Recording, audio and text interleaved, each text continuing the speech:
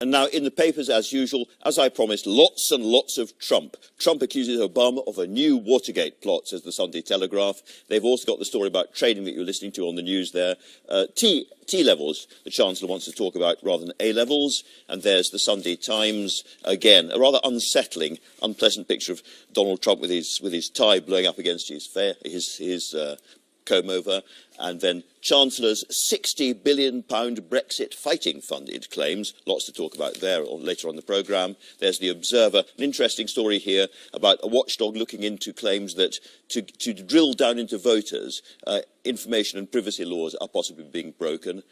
Trump again there, shouting. And then finally that story on the Mail on Sunday, Blair's secret White House summit, and it claims that he's going to be Trump's Middle East peace envoy. Before the programme opened, we were actually phoned by Blair's office to say this was not true. John Sobel knows a lot more about that story, and we'll be talking to him shortly about it. But let's start off, Stephanie, with the overall picture of the economy just before Philip Hammond's first budget. And there's an impression in a lot of the papers, yesterday as well as today, that he's got 12 billion or so for extra money to spend, and it's going to be a giveaway budget of some kind. What do you think? Well, I think that the Treasury is very keen to douse that impression. And in fact, there's Dan Hodges in the Mail on Sunday saying the budget in 4 words, batten down the hatches. You know, it's not the first Brexit budget. It's the last pre-Brexit budget, he says.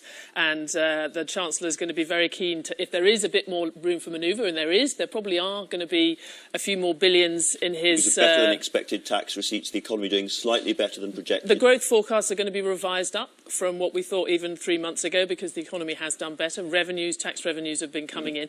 But we still have this huge question mark about what happens to the economy as we see more about the shape of the deal that we get and what the UK is going to look like after it leaves the EU. And so the metaphor here is not that we're going to go to terrible times because of Brexit, but just that the sky is a slightly strange colour and we're sailing towards it. So get those cleats tied up, batten down the hatches and be careful. And I suspect Mr Hammond would quite like to have a contrast between him and some previous chancellors. Even George Osborne was not beyond spending the money that came his way when he got some nice forecasts, and then a year later having come back to us and raise it again. And Philip Hammond himself has been writing in the papers a bit today. Yes, we've got a couple. There's a couple of op-eds he's done for The Sun and also for the Sunday Times, really focusing, you mentioned it, on the T-levels and in general on the fact that, you know, it's not just about having room for manoeuvre in the public finances. We've got these problems with our economy, particularly low productivity growth, output per head growth, which has been at the heart of our economic problems long before the Brexit vote.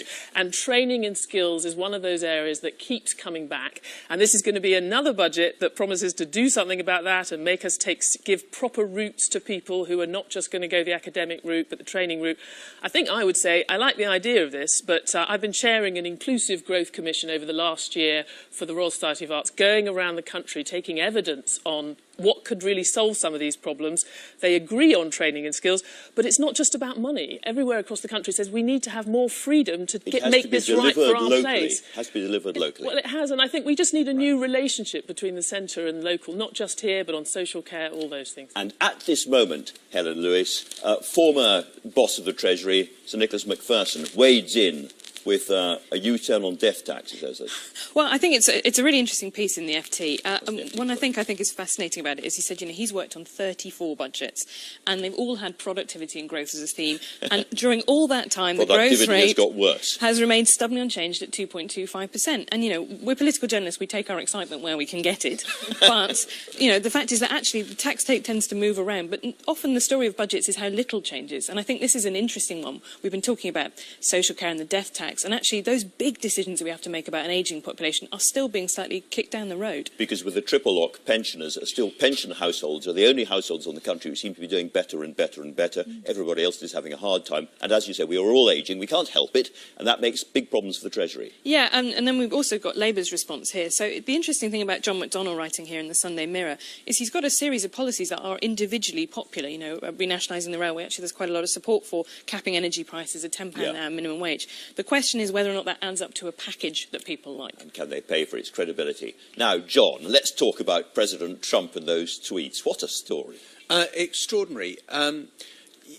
It's hard to describe what it's like living in the US at the moment, where you wake up and you think, I wonder what he said now. And yesterday was an absolute classic. And it's kind of very interesting. I just thought it would be interesting to contrast the way the British press are covering it, which is Trump launches Twitter storm. So this is the Washington Post. Trump, citing no evidence, accuses Obama of Nixon Watergate. Just so you don't think it's just the liberal media, I'm just going to bring up the Wall Street Journal here. Trump faces furore over unsubstantiated claim Obama wiretapped him. Of course, the Wall Street Journal, owned by Rupert Murdoch.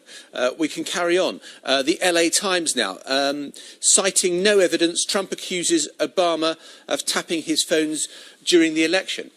So it seems that even the American media think they have to point out that, look, he said all this stuff, we're going to cover him, he is the leader of the free world after all, but evidence is there none. And he has called Obama sick and sad and bad and all the rest of it. What is going on? Is this purely an attempt to deflect from his own problems with Jeff Sessions, the Attorney General, under trouble over his Russian links and so on? Throw something into the social media, everyone will follow it, and they will forget what was going on before. Possibly. He has used that to good effect in the past, but the problems come back to Russia and the links. There's a lot of circumstantial evidence. There's absolutely no evidence of any untoward contacts.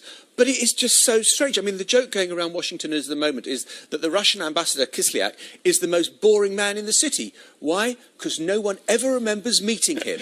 And that is kind of one of the narratives that's come. Why are there so many meetings with the Russians? And Jeff Sessions, the Attorney General, had 2 of them that he completely forgot to mention when he was under oath at his confirmation hearing. Looking from the outside, you'd think that somebody making that kind of, quote, mistake under oath in front of Congress would be out.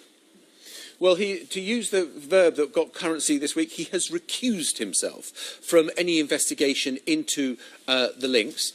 I think that he's, Andrew, to use a Scottish phrase, I think his coat is hanging by a shookly peg, I think they say. Absolutely. And, very good. And I think that he would be, you know, I don't think he can afford any more mishaps. And I think Donald Trump is raging at the world. He is raging in Mar-a-Lago in Florida at the leaks that are taking place that the Washington Post managed to find out about the Jeff Sessions meeting with the ambassador. He's raging at his own officials for the way they are handling it. He's raging at the media over the way we're reporting it. He is not a happy bunny.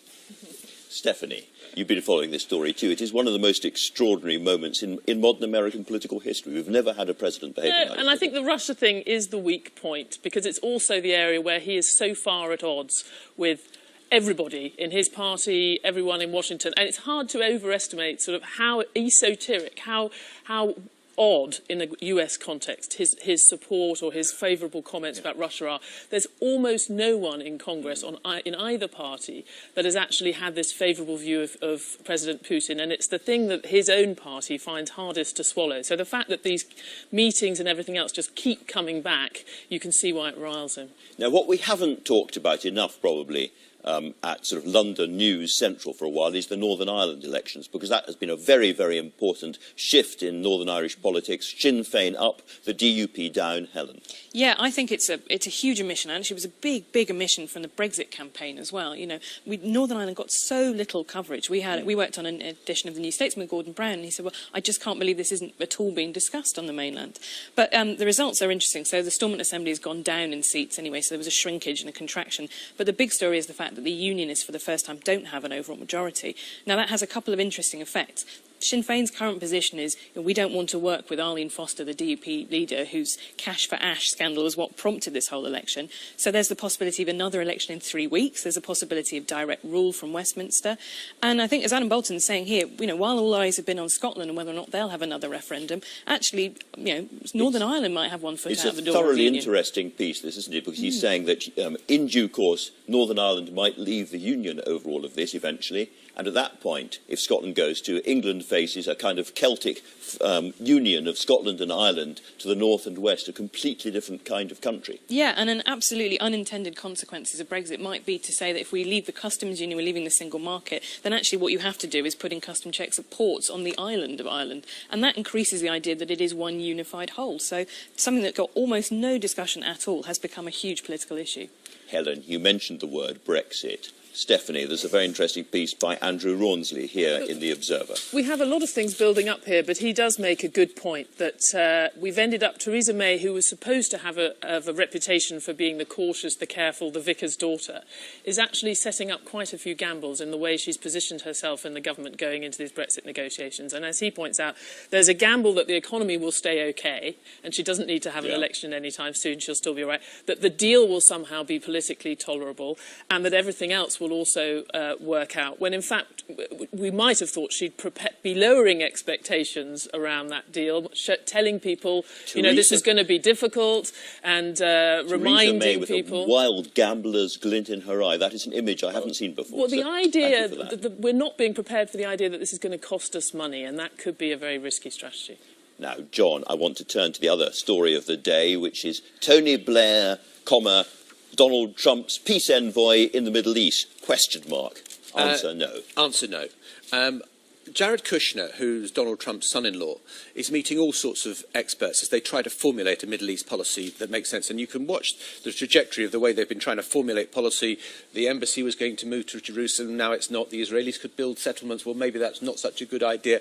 And so it goes on. I'm not in favour of a two-state or a one-state solution. It's whatever solution. Actually, we do favour the two-state solution. And I think Tony Blair, who was in Washington last week, went in there and, as a former head of the Quartet group, to probably talk to them about, you know, look, this is a good guy, this is not so good, these are the people you should meet. But I don't think there's any prospect at all of him having any role. Also, from what I understand, is he's much more focused on trying to reinvigorate the centre ground and this new foundation he's setting up. And the last thing I should suspect he feels he needs is to be seen holding hands with Donald Trump. Holding hands, exactly, with Donald Trump. Yeah, so I kind of think that probably there were meetings. I don't think any of the rest of it is true. Helen, before we end the paper review, much on the Labour Party this week? I mean, it went quite quiet after those by-election problems. Yeah, I think with the idea of the zombie Labour Party has kind of taken on. It's sort of staggering on, but it's not quite dead at the moment. But I think basically the problem has come down to succession, and that's as much a problem for the Corbyn sceptics as for the Corbyn, supporters. Nobody's got an obvious heir apparent anymore. So I'm told that people on the Blair wing of the party and on the Corbyn wing of the party are spending quite a lot of time under the radar trying to groom new successors, the next generation. And the trouble is that a lot of these people came in 2015, so, they might be incredibly talented, but they're just very, very green. But the big thing that's coming up in autumn conference is what's being called the McDonnell Amendment. So at the moment, you might remember from the excitement of leadership elections past, you need 15% of MPs or MEPs to nominate you to get on the ballot. That is seen as being a huge block to another kind of Corbyn heir, someone from that wing getting on. They want to reduce it to 5%, so that's the big battle to come. I better ask him about that. Now, the generation in the saddle, in charge. Thank you all very much for the news. That was very interesting. And now, in the papers, as usual, as I promised, lots and lots of Trump. Trump accuses Obama of a new Watergate plot, says the Sunday Telegraph. They've also got the story about trading that you're listening to on the news there. T-levels, the Chancellor wants to talk about rather than A-levels. And there's the Sunday Times. Again, a rather unsettling, unpleasant picture of Donald Trump with his tie blowing up against his comb over, and then Chancellor's £60 billion Brexit fighting fund, it claims. Lots to talk about there later on the programme. There's The Observer, an interesting story here about a watchdog looking into claims that to drill down into voters, information and privacy laws are possibly being broken. Trump again there, shouting. And then finally that story on the Mail on Sunday, Blair's secret White House summit, and it claims that he's going to be Trump's Middle East peace envoy. Before the programme opened, we were actually phoned by Blair's office to say this was not true. John Sobel knows a lot more about that story, and we'll be talking to him shortly about it. But let's start off, Stephanie, with the overall picture of the economy just before Philip Hammond's first budget. And there's an impression in a lot of the papers, yesterday as well as today, that he's got 12 billion or so for extra money to spend, and it's going to be a giveaway budget of some kind. What do you think? Well,